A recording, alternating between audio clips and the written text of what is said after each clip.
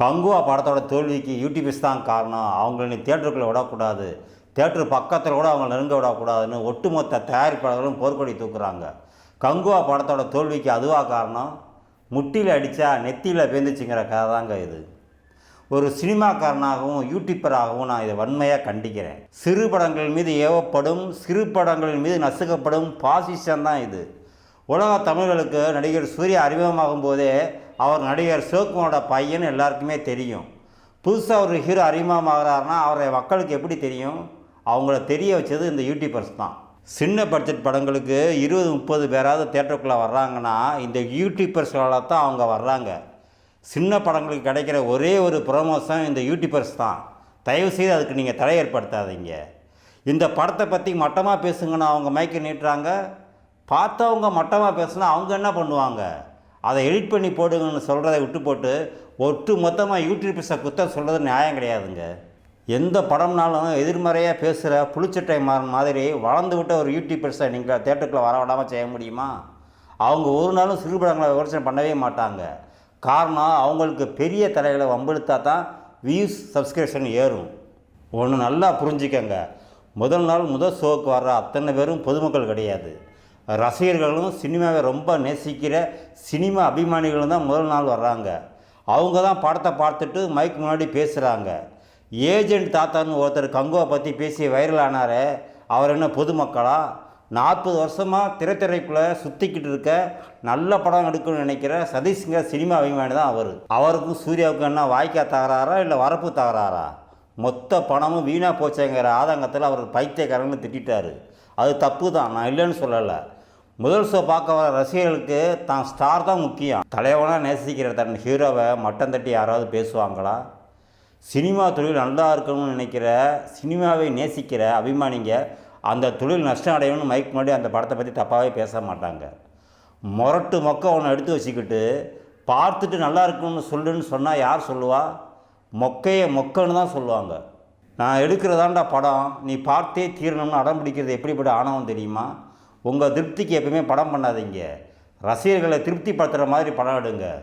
100 வருஷ சினிமாவில் காதான் முக்கியம், காதான் முக்கியம்னு எல்லாருமே கதறாங்களே, அது உங்கள் காது அதனால் வர கேட்கவே இல்லையா?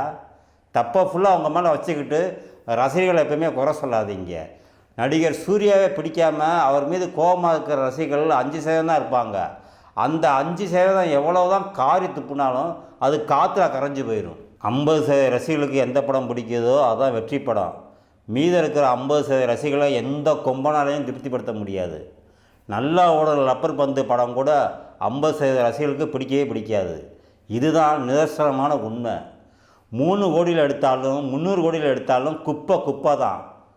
குப்பை தங்கமாக மாறும்னு நீங்களாக கற்பனை பண்ணிக்கிட்டிங்கன்னா அதுக்கு பாவம் ரசிகர்கள் என்ன பண்ணுவாங்க? படத்தை படமாக பாருங்கள், கால் புணிச்சியோட பார்க்காதீங்க. நீங்கள் சொல்கிறீங்க படமாக எடுத்து வச்சா தானே பார்ப்பாங்க. ஹாலிவுட் படம் மாதிரி ரொம்ப அற்புதமாக டெக்னிக்கலாக ஒரு படம் பண்ணியிருக்கீங்க. 3D செட்டுன்னு எப்பா ரொம்ப பிரமிப்பாக இருக்குது.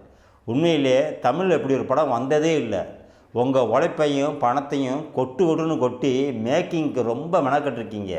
இதை பார்த்து சந்தோஷப்படுற மாதிரியாக கதை பண்ணியிருக்கீங்க. அத்தனையும் வேஸ்ட் பண்ணியிருக்கீங்க. உங்களுக்கு இருக்கிற வருத்தம் எங்களுக்கும் இருக்குது. எல்லாம் வீணாக போச்சேன்னு வருத்தப்படுற அளவுக்கு கங்குவா தோல்வியடைய என்ன காரணம்? பாடி ஸ்ட்ராங்கு, பேஸ்மெண்ட்டை வீக்கு தான் காரணம். ஒரு ஆட்டோக்காரனை ஒருத்தன் அடித்தா ஒட்டு மொத்தமாக மக்களும் என்ன ஏதுன்னு கேட்காம அவனை அடின்னு அடிப்பாங்க. அது மாதிரி லாரி டிரைவரை காரணம் கேட்காம ஒட்டு மொத்தமாக எல்லாருமே மொத்துன்னு மொத்துவாங்க.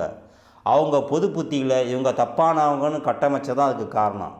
அது மாதிரி தான் கங்குவா ஒருத்தர் அடித்து துவைச்சா அத்தனை பேரும் சேர்ந்து அடித்து துவைச்சிட்டாங்க. இது மக்களோட பொது புத்தி. இதை யாராலும் மாற்ற முடியாது. நம்ம வாங்கித்தான் ஆகணும். மக்களோட பொது புத்தியை தெரிஞ்சுக்கிட்டு படம் பண்ணுங்க. ஹான்சமான ஹீரோ சூர்யா, அவரோட அழகு, அதுக்கப்புறம் அவரோட நடிப்புக்காகத்தான் ரசிகர்கள் தேட்டருக்குள்ளே வர்றாங்க. இதுதான் மக்களோட பொது புத்தி. அவரை அழகாக காட்டியிருக்கீங்க இந்த படத்தில். ரஜினி கமல் எத்தனை வருஷமாக நடிச்சிட்டு வர்றாங்க. எந்த படத்துலையாவது இப்படி காட்டு மிராண்டி மாதிரி அசிங்கமாக தங்களை அடையாளம் காட்டியிருக்காங்களா? ஆளவந்தானில் கூட ஒரு கமல் அழகாகத்தான் இருப்பார். அவ்வை சண்முகியில் கூட கமலாகத்தான் தெரிஞ்சார். மேகம் கருத்ததுக்கு படத்தோட தோல்விக்கு காரணம் பிரபு அசிங்கமாக இருந்தது தான். கதைப்படி அவர் அசிங்கமாக தான் இருக்கணும். ஆனால் ரசிகனுக்கு அவர் கொஞ்சமாக தான் அசிங்கமாக இருந்திருக்கணும். ஆனால் படத்தில் அவர் ரொம்ப அசிங்கமாக இருந்தார். அதான் ரிப்பீட் ஆடியன்ஸ் வராமல் அது தோல்வி அடைஞ்சது. படம் எதிர்பார்த்த வெற்றியை பெறாததுக்கு என்ன காரணம்? விக்ரம் அதில் அசிங்கமாக இருந்த காட்சியை ரொம்ப நீட்டி முழுங்கியிருப்பார். தங்களால் காணாமல் போனதுக்கும் விக்ரம் என்ற நடிகர் அழகாக இல்லாதான் அதுக்கு காரணம். சினிமானாலே அழகு தானங்க, அழகு இல்லைன்னா அந்த சினிமா அவுட்டு தாங்க. இந்த பேசிக் நாலேஜ் கூட இல்லாமல் சூர்யா என்ற அழகான நடிகரை அசிங்கமாக காட்டிட்டாங்க. சரி, அதை விடுங்க, கதைன்னு எதை வச்சுருக்காங்க?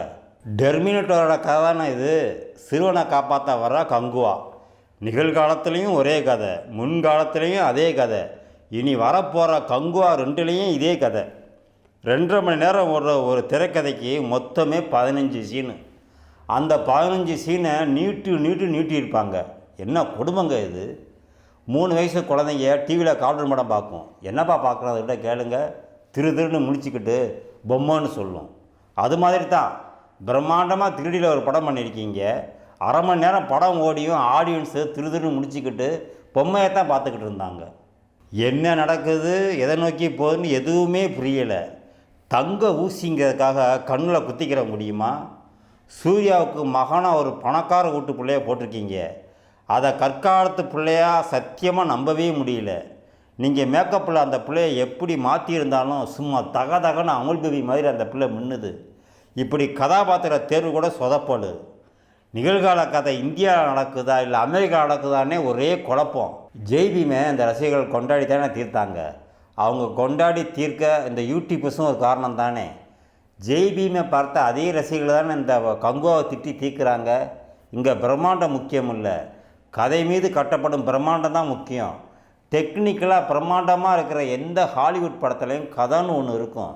இந்த படத்தில் கதையே இல்லை. எந்த கதையிலும் 40% உண்மை இருக்கணும். முழுக்க கற்பனை இருக்கவே கூடாது. இந்த படத்தில் முழுக்க கற்பனை தான் இருக்குது. முழுக்க கற்பனை இருக்கிற தமிழ் படத்தை பார்க்க இன்னும் தமிழ் ரசிகர்கள் தயாராகவே இல்லை. முற்கால தமிழர்களை பற்றி எடுக்க அங்கே கதையாக இல்லை, அவ்வளோ கதை இருக்குது. அதையெல்லாம் விட்டு போட்டு ஏன் கற்பனையை மட்டுமே இந்த கங்குவாவில் தீட்டியிருக்கீங்க? தயவுசெய்து நீங்கள் தோல்வியை ஒத்துக்கங்க. அடுத்தவங்க மீது எப்போயுமே உங்கள் தோல்வியை தூக்கி போடாதீங்க. அப்படி தூக்கி போட்டிங்கன்னா அடுத்த ஒரு தோல்வியை தான் நீங்கள் கொடுப்பீங்க. காரணம் என்ன தெரியுமா? இப்படி தூக்கி போட்டு தான் இப்போ பழகிக்கிட்டீங்கல்ல. உங்களுக்கு வேணால் யூடியூபர்ஸ் தேவையில்லாத ஆணின்னு தெரியலாம், ஆனால் சின்ன படங்களுக்கு அவங்க தான் முக்கியமான ஆணி.